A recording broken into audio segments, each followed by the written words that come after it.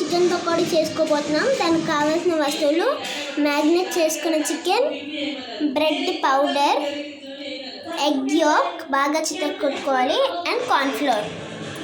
ఒక ప్యాన్ పెట్టుకొని ఒక ఆయిల్ హీట్ చేసుకోవాలి.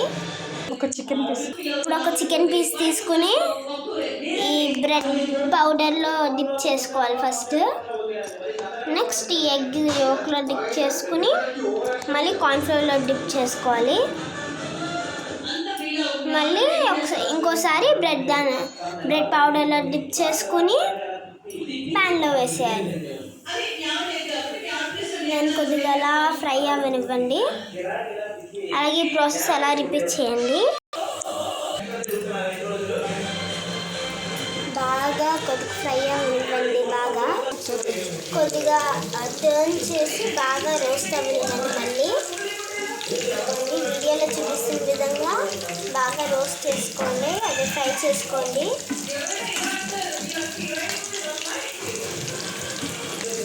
సో ఇప్పుడు ఒకసారి రోస్ట్ అయింది కదా, ఇంకో సైడ్ కూడా రోస్ట్ అవ్వనివ్వండి.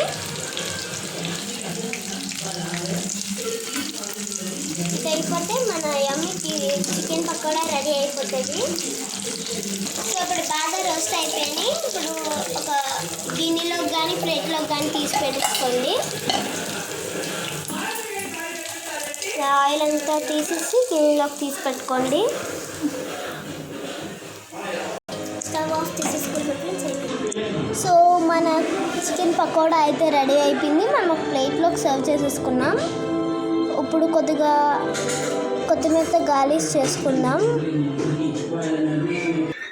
ఇప్పుడు కొద్దిగా కొత్తిమీరతో గార్నిష్ చేసుకున్న తర్వాత నిమ్మకాయ పిండుకుందాం.